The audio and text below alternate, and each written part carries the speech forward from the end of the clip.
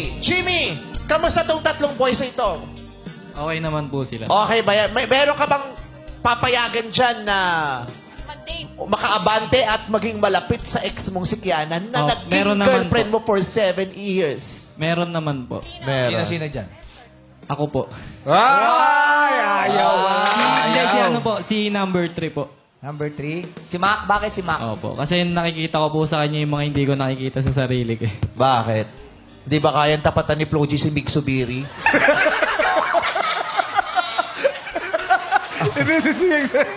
Ito si Senate President yan. Si Senate President yun. Bakit? Si Mig Subiri. Tapos si Cayetano naman to nasa gitna. Okay, so si Mac, bakit si Mac? May nararamdaman ka bang insecurity kay Mac? Wala naman po. Anong lamang sa'yo ni Mac? Ligo po. Ligo? Grabe. Kaya natin sabi niya ligo. Hindi naliligo lagi si Mac. Kaya nagtirintas na lang na. Okay, pero mas makikilala mo sila kung kakausapin mo sila. Simulan na natin ang tanungan. Kaya na, ano ang iyong first question? First question. Okay lang ba sa'yo na sa'yo pumupunta ang ex mo kapag may problema? Kunyari may present relationship ka. Tapos may ex ka na may problema o kung ano mang issue. Tapos tumatakbo sa'yo. Hahayaan mo ba yon, Eman? Ibablock ko na lang din siya. Para sa, kasi feeling ko disrespectful siya sa girlfriend ko. And if may boyfriend man lang siya, disrespectful din sa kanya. Parang nakakatapak din ang pagkalalaki niya. Oo. So, kung ibablock ko na lang siya, then sasabihin ko sa girlfriend ko na nag-chat tong ganito. Ba't mo Umiinom. iba-block? Ba't di mo iwa-white? Block. Block. Block. B-L-O-C-K. Iba-block ko na lang siya. Tapos pumunta din yung girlfriend niya, naka-block lang. Ba't ba siya pinapunta rito? Bakit? Blinak ko naman siya. Iba-block mo. Disrespectful yun sa girlfriend mo at sa boyfriend niya din. If magkakaroon man lang siya. Oo. Tsaka, And- ano sa kanya? May gagawin siya. Oo. Block. No? Kunyari, nag-message Para wala siya, block. na, Cut the ties. Cut the connection. Klaro. Salamat, Eman. Matt. In my opinion naman po, no. Kasi bakit No, siya anong no?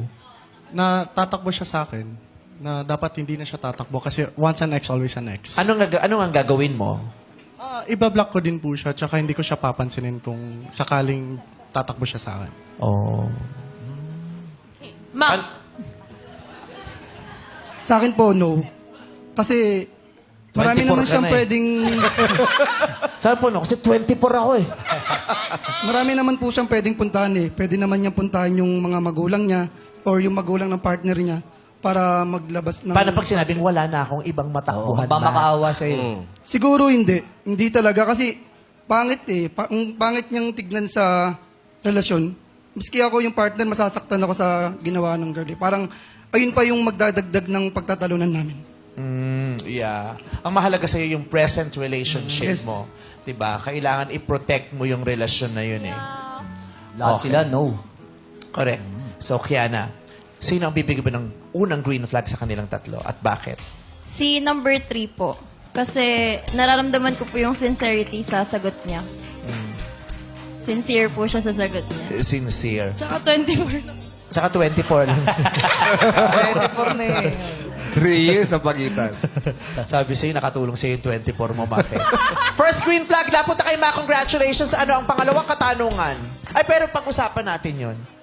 Kayo, tatakbo sa inyo yung mga ex nyo. Kailangan ng may issue siya, may problema siya. Anong gagawin nyo? Depende sa issue niya eh. Yun, For example, ako din. kung Nag-away sila ng boyfriend niya. Ay, hindi. Pag gano'n, hindi. Hindi. Anong klaseng issue? Halimbawa, nangangailangan ng pera para sa ganito, ganyan. Yun, baka Emergency. pwede. Emergency, ganun. Pwede siguro. Ako okay lang.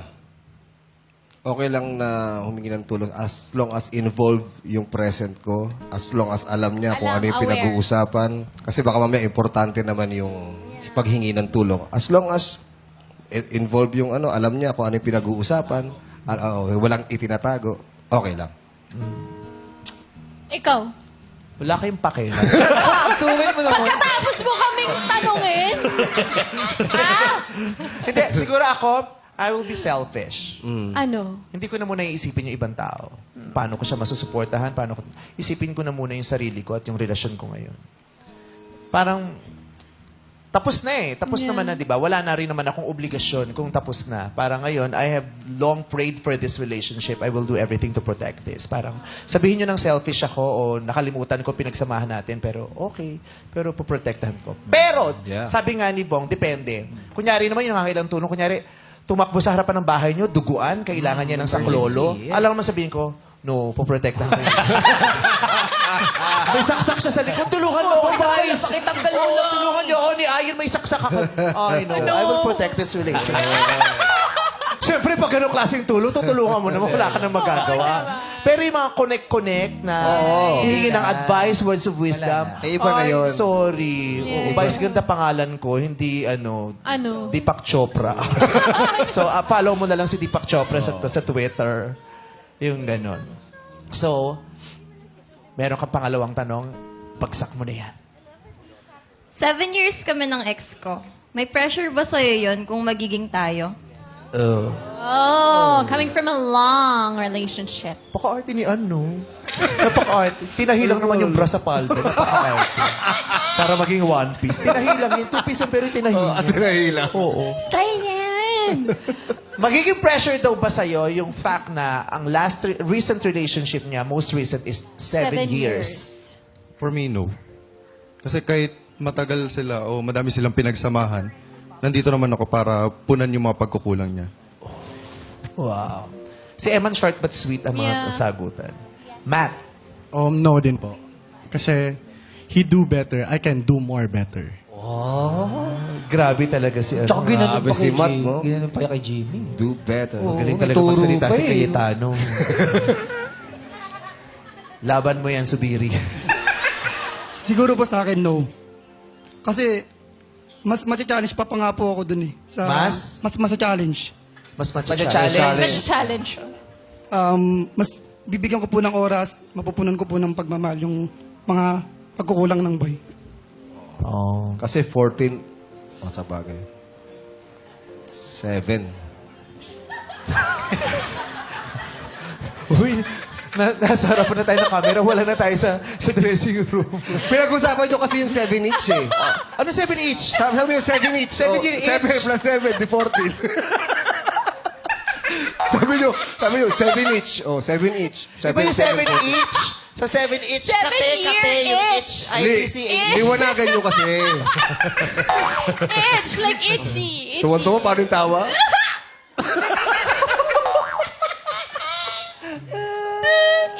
Mamaya pag nakadaling, gaganunin ko yung choker. Okay. So, hindi daw kahit sino sa kanilang tatlo hindi mape-pressure. Dahil kayang-kaya din naman daw nilang maging best boyfriend or best partner. Better, even better than your recent boyfriend. Sino ang bibigyan mo ng green flag at bakit? Si number 1 po. Oh, si Eman. Because? Short but genuine po yung sagot niya. Short but genuine. So sa palagay mo, ba dapat silang ma-pressure o hindi? Hindi po, kasi bagong experience naman na po eh. At least, ako po, may lessons na na-learn na from past relationship that I can apply. Okay. Pag in-apply mo yung mga lessons na yon, may tatanggap. Dapat po tanggapin nila. Kasi in-apply niya. Dapat Hindi pa nga-apply sa tanggapin. trabaho. Oh, linawin mo, parang Gagawin niya lang. in-itch mo ako, di ba? Dahil hindi namin nilinaw. Sorry. Hindi naman ako. Tao lang tayo. Okay, next question. Congrats pala sa'yo, Eman. May green flag ka na rin. Gaano ba kahirap umamin ng kasalanan? Uy. Eman, nanggaling ka din dyan. Gaano kahirap? Actually, parang mahirap siya para sa akin. Dahil naiisip ko, once na inamin ko siya o sinabi ko siya sa partner ko, alam ko mas masasaktan at masisira siya. So, parang as long as possible, parang pinapagaan ko yung sitwasyon o parang dadali-dalihan ko ng konti na, ay, Paano mo sorry. pinapagaan yung sitwasyon? White lies, I think. Ba't hindi yellow? May purple. Ba't ba kaya tinawag siya white lies? Ba't kaya white lies? Bakit whiteheads? Aralin natin yun. Kasi Bakit whiteheads white? kasi puti siya. Oo, may blackheads din. Wait, guys. Black lies. Black lies matter. Okay. So, natatakot. Kaya mahirap mag-umamin ng kasalanan kasi yung takot mo na baka masira.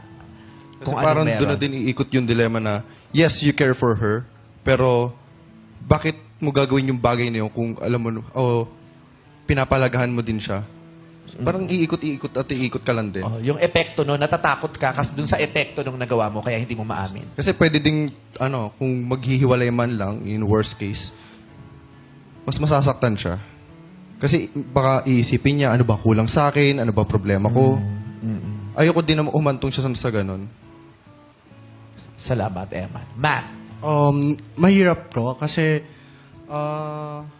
pag ano po kasi, pag sinabi mo yung totoo, parang yung feelings niya, parang baka pumunta ng depression.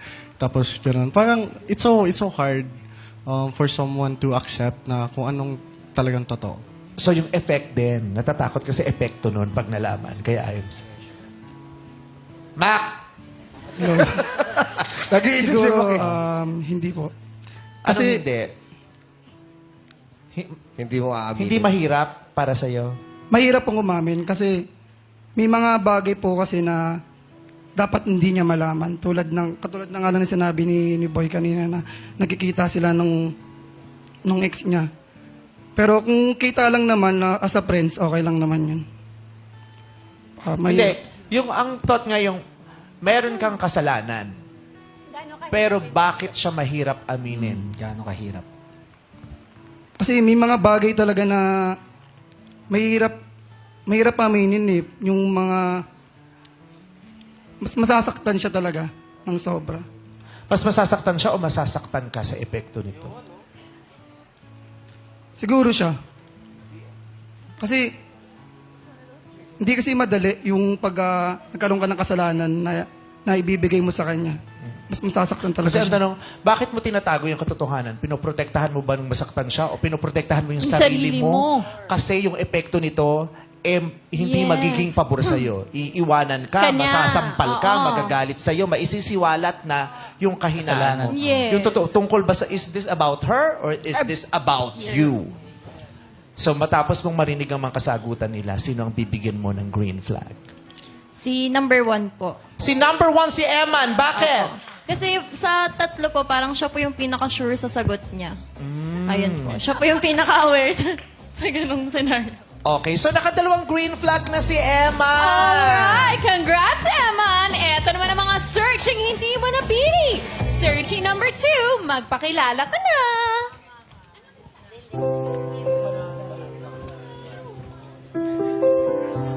Matt, Message nasa mo, lipa. Matt. Message ka, Matt. Kung okay lang sa'yo, Matt. Sana mag-click kayo na Eman. He's really a good guy. Thank you, Matt. Thank you, Matt. Eto naman si Mac. 24 yan. Ayun lang. Good luck and sana kung magkatuluyan man kayo, bigyan nyo ng oras sa isa't isa. Thank you. At bilang first runner-up, tatanggap ka ng cough syrup. 1 year supply. Thank you. Eto na. 7 years, tapos kailan lang nagkahiwalay. Ano kayang nasa puso ngayon ni Jimmy? Kaya na, sorry sa mga nagawa ko sa'yo. Sana maging masaya ka na ngayon. Pasensya na talaga. Hi. I don't regret spending those 7 wholesome years with you. And kung bibigyan man ako bibigyan man tayo ng pagkakataon, ma-meet ulit yung isa't isa. Sana best version na ng mga sarili natin. Thank you. Thank you. Jimmy, may natitira ka pang damdamin kay Kiana? Meron po. Hindi naman po nawala eh. Yeah, yung love. Pero in love ka pa ba sa kanya? Opo. Babalikan mo siya? Kung bibigyan niya po talaga ako ng chance. Eh kung magkukusa ka, hindi ka mo magkukusa. Pwede naman po. Yun lang. Oo. Pinag-isip ko lang siya. Eman, Eman, sana pagbutihin mo. Huwag mong sasaktan si Kiana katulad ng ginawa ko sa kanya. Sino ka para mag-utos sa kanya? Charot. Ikaw nga, nagawa mo, tas sila hindi pwede. Charot lang. Eman, magkamayan na kayo ni Jimmy, ng kumparing Jimmy mo. Maaari ka nang tumabi kay Kiana.